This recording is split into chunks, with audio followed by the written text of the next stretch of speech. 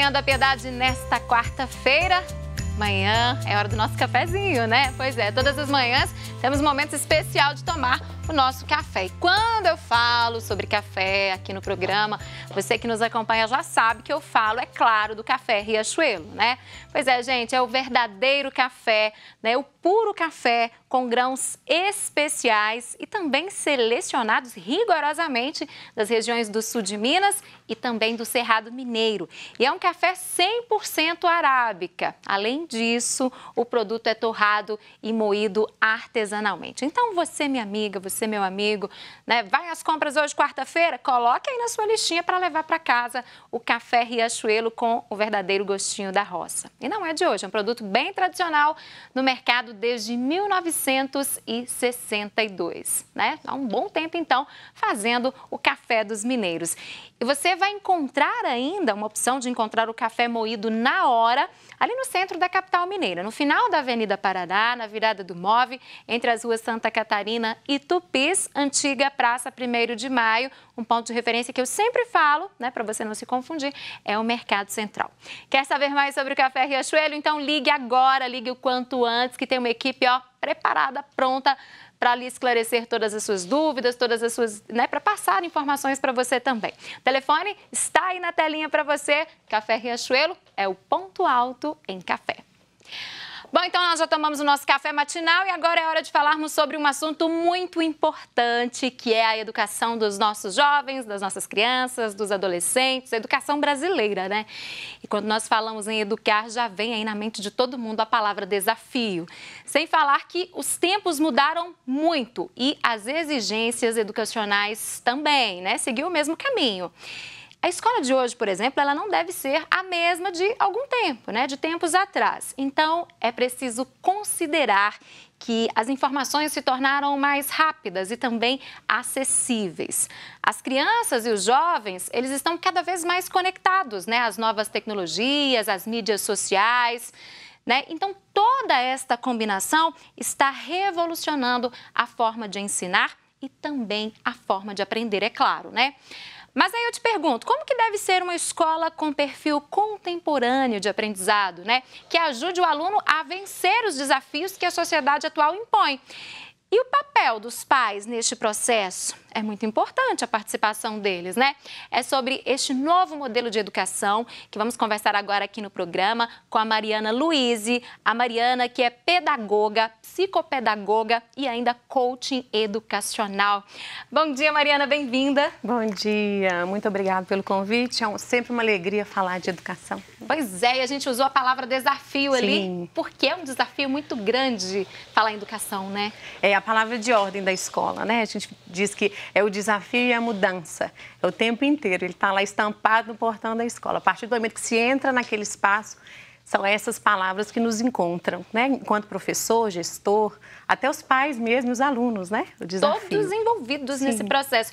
Então, aí quando a gente fala nessas mudanças todas, né? Que não é o perfil da escola que nós estudamos, que os nossos pais estudaram. Hoje muda tudo, está completamente diferente, porque o perfil do aluno também é diferente, né, Mariana? Justamente. As tendências educacionais, elas mudam de acordo com o que muda também o nosso tempo histórico, né? O nosso momento histórico.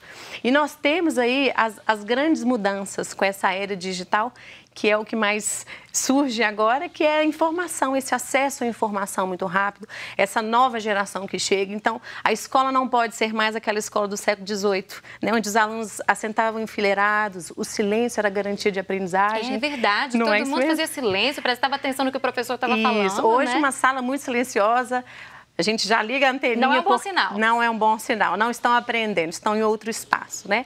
É importante, então, que a escola hoje, ela rompa com esse modelo, né? Para que ela seja, assim, um lugar onde o aluno é o centro da aprendizagem, ele é o protagonista, o professor é um mediador ali, e a escola não só mais transmite saberes, como ela ajuda a desenvolver habilidades. Agora, nesse processo, com todas essas mudanças, algumas ferramentas que auxiliam nesse processo educacional, com certeza ficaram para trás, né? E novas fazem parte desse dia a dia. Eu queria que você falasse um pouco sobre isso. Sim. Nós temos a tendência tendência a dizer que o que é novo é bom e o que é velho é ruim. E isso é uma cilada, não necessariamente não mesmo. A gente precisa jogar fora o bebê com a água, né, da banheira dentro. O que nós dizemos é o seguinte, o professor, ele precisa ser como um bom cozinheiro. O bom cozinheiro, ele cozinha no fogão a lenha e também cozinha em cozinhas profissionais com equipamentos de ponta, né? Uma aula expositiva, hoje em dia, ela não capta tanto, ela não é atrativa para o nosso aluno. Então, nós temos, sim, metodologias ativas, ferramentas digitais que encantam os olhos do aluno e trazem mais esse aluno para esse contexto de aprendizagem. Precisamos, sim, utilizá-las como meio, mas não podemos perder de vista a nossa intenção educativa, que é a intenção de formação, né? Formar sujeitos críticos, prontos para poder exercer o papel na sociedade. Então, temos, sim, ferramentas importantes, né? Mas não podemos perder de vista que a intencionalidade pedagógica é o mais importante. Agora, é uma aula, a gente pode falar que é uma aula que tem um processo mais interativo, então, com todas essas mudanças, Mariana? O aluno participando mais, talvez até questionando mais também? Sim, a nossa geração e as gerações anteriores, né, nós entendemos que a pergunta, o professor termina a explanação e fala alguma pergunta? Exatamente. E essa pergunta, ela seria péssima, né, porque significaria que você não estaria prestando atenção na aula. Mas, às vezes a pessoa tinha uma dúvida, mas nem falava, né? Não vou falar que o professor vai saber que eu estava pensando em outra coisa. O meu colega ali vai fazer uma chacota, mas hoje em dia não. Hoje em dia, o que nós, enquanto escola, estamos buscando dentro desse espaço de desafio é que o aluno seja o centro. Então, ele participa, o aluno constrói, né? Ele visita primeiro o tema antes do professor levá-lo para a sala de aula. E a informação, né, as informações, elas ajudam muito nisso. Então, colocar o aluno nesse lugar. E não só, a gente diz, hoje em dia a gente educa com caos, né? Um caos criativo, que é um aluno em pé, assentado com o outro, em outros espaços, desemparedando a sala de aula, né? Utilizando todos os espaços da escola, porque todos trazem um potencial educativo, né? Então, colocar o aluno nesse movimento, colocá-lo nesse lugar de agente da própria aprendizagem é o grande desafio e é o que hoje essa geração, que a gente chama de geração Z, que está aí na nossa escola, é o que ela precisa. Nós temos estudos, né, na neurologia, hoje em dia, já dizem o quê? Já dizem que o aluno, o nosso cérebro só aprende se ele é capaz de se emocionar. Então, não dá para emocionar assentado 50 minutos assistindo o professor falando. É muito esforço, né, gente? Então, tem que cativar o aluno, tem que envolvê-lo, tem que emocioná-lo, é isso. Emocioná-lo e conseguir trazer para que ele se encante pelo tema, pela matéria, mas utilizando os recursos que ele gosta, que seria o celular, o tablet, aplicativos educacionais. Então, tudo isso é muito bem-vindo. Pois é, aí, até pouco tempo eu ainda ouvia muito falar nessa questão de usar o celular em sala de aula, né? Tem um dilema em relação a esse uso. Porque o jovem, até a criança mesmo hoje, né? Sim. Já usa o celular. Vai perder o foco, vai entrar nas redes sociais, mas ao mesmo tempo também é um instrumento, é uma ferramenta que pode ser aliada aí, né, ao processo educacional. Como fazer isso? Como unir o útil ao agradável aí, hein, Mariana? Nós temos, então, uma premissa inicial que a gente precisa perder o medo da tecnologia. Né? Não dá mais para voltar. Não dá pra gente... uma realidade que faz parte do nosso dia a dia. Não dá, né? Nós, professores, pais, nós precisamos... o nosso salto é maior, porque nós não fomos criados para isso. Então, a gente precisa revisitar a nossa capacidade de aprender para que a gente possa entender hoje como que esses meninos funcionam, como as crianças e os jovens funcionam hoje, né? Então, a tecnologia, ela pode ser bem utilizada, sim, desde que hajam dois pontos principais.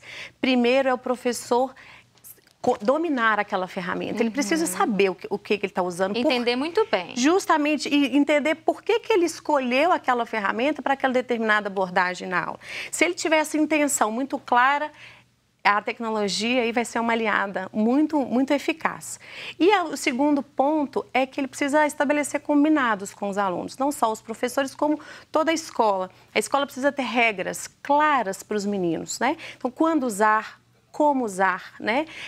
De que maneira a gente deve utilizar essa tecnologia. A partir do momento que isso é bem explicado, isso fica claro para o aluno, tanto a intenção como o modo de fazer, a gente tem isso como um grande reforço positivo. E também a gente precisa motivar os pais, né? Porque os pais são da nossa época. Então, os pais precisam entender também que hoje em dia não dá mais para educar sem essa tecnologia. Sem a tecnologia, mas gostei bem. Então, tem que ter regras também. Não dá para deixar o aluno com o celular o tempo inteiro, acessando o que ele quiser e na hora que quiser. De forma nenhuma, né? A Sociedade Brasileira de Pediatria já diz pra gente, né, que existe um tempo máximo de exposição aos eletrônicos, porque a partir do tempo máximo já atrapalha muito a aprendizagem, né? Não só a aprendizagem, foco, memória, né? O sono, e aí atrapalha até o nosso metabolismo. Então, é claro, tudo de uma maneira, tudo equilibrado, né? De uma maneira correta de se usar, para garantir sucesso, né?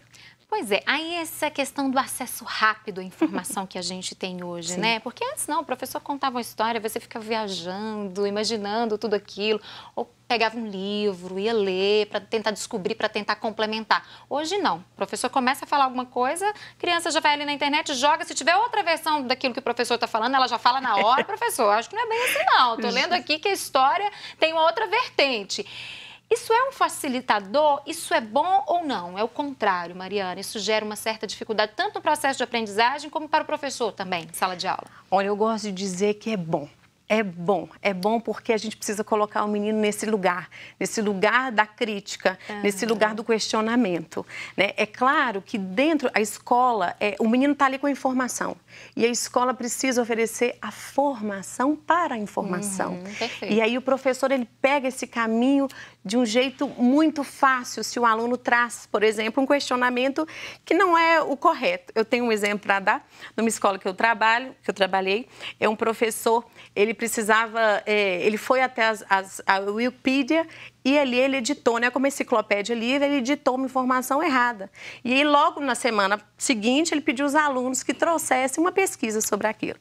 É claro que a maioria trouxe a informação errada. E aí, a partir disso, ele pôde, então, fazer o que a gente chama que é o letramento midiático, né? Que é ensinar o aluno não só a procurar a informação, mas triar essa informação, né? Verificar fontes, ver se aquela imagem foi adulterada ou não, ver, né, que público ela deseja atingir e, para além disso, interpretar, né, qual que é a intenção daquele que posta alguma coisa. Porque as fake news estão aí, né? E essa é uma questão muito importante de ser trabalhada em sala de aula. Sim. A gente viveu várias situações, né, em 2019, aí, de algumas notícias, inclusive, sérias, sendo repassadas, né, de qualquer forma, como verdadeiras, e no final a gente foi checar, não é. Então, não era bem de fato o que estava ocorrendo.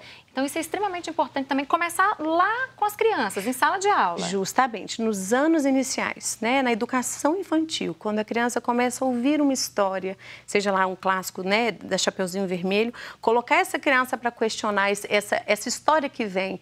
Mas por que ela pegou esse caminho e não o outro? A partir do momento que a gente já ensina, nesse processo de alfabetização, a criança não acreditar em tudo que ela lê, né, não achar que tudo que está escrito ali é verdade, a gente já começa a ensiná-la que o papel aceita tudo e que a gente precisa se questionar. E o professor também não precisa ser mais essa figura de autoridade, né, suprema dentro da sala de aula. O professor pode se enganar sim, e aí o aluno, quando o professor assume, não, realmente esse dado atualizado eu não tinha, a gente inverte, coloca o aluno nesse lugar também, daquele que sabe, né?